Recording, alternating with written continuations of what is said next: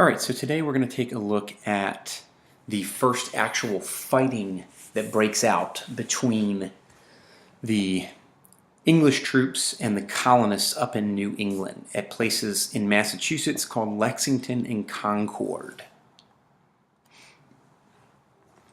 So where we've kind of left off in the story is we know that in an effort to make some money after the French and Indian War, because the war was so expensive, the British started to tax the colonists. And we've looked at how the colonists reacted to those taxes pretty angrily. They sent petitions to the king. They boycotted British goods. They made some progress because Parliament would repeal a tax, but then they would turn around and replace it with another tax. And so the situation just seemed to be getting worse. And we talked yesterday about the situation in Boston and how that was probably where the tensions were the highest. You had the Boston Massacre, the Boston Tea Party, the Intolerable Acts, and that's where we're going to pick up today. So after Parliament passes the Intolerable Acts and punishes Massachusetts, the colonies come together in a very powerful way.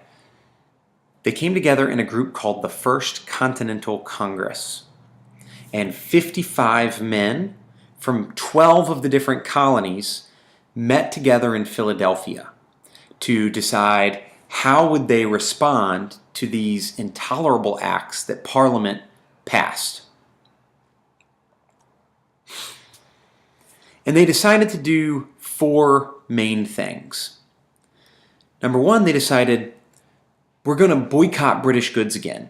That has worked really well in the past, and so we're all going to agree to boycott British goods. We're also going to tell our home colonies to gather weapons together. Right? It looks like this may be heading towards a fight, and we need to make sure that we have weapons to defend ourselves. They did decide to send another petition to the King of England, what was called the Olive Branch Petition, basically saying, hey, look, we don't want to fight.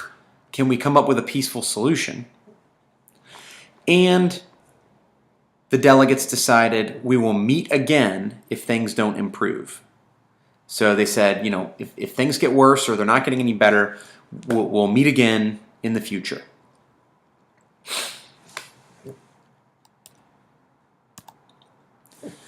Well, England responds, but they don't respond in the way that I think the Continental Congress had hoped they would respond. Instead, England responded by sending more troops over to Boston and declaring that Massachusetts was in open rebellion against the Crown. So the First Continental Congress had hoped for a more peaceful solution.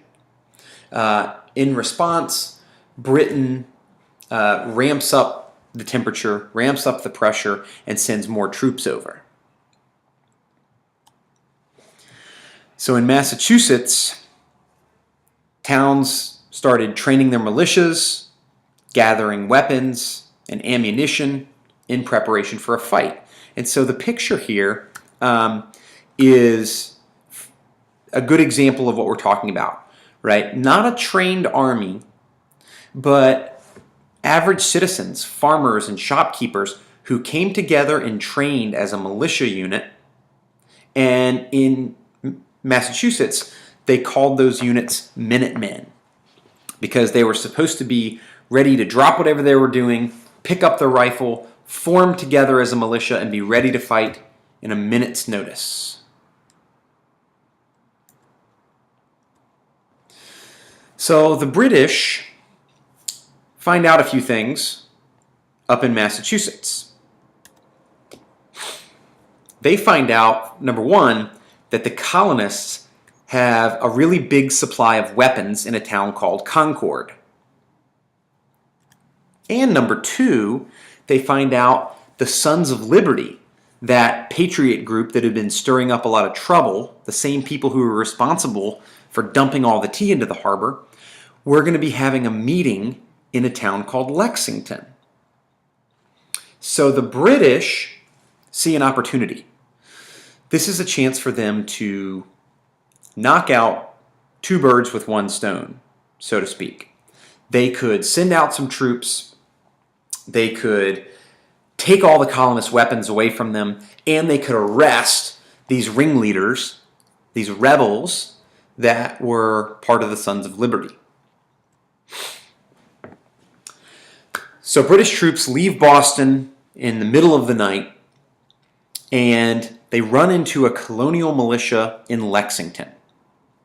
Fighting breaks out between the two sides. No one is sure which side fired first. It's the British Army against a bunch of average citizens. So clearly the British Army is going to overpower the militia. And they do. They march on to Concord, and more British troops died along the way.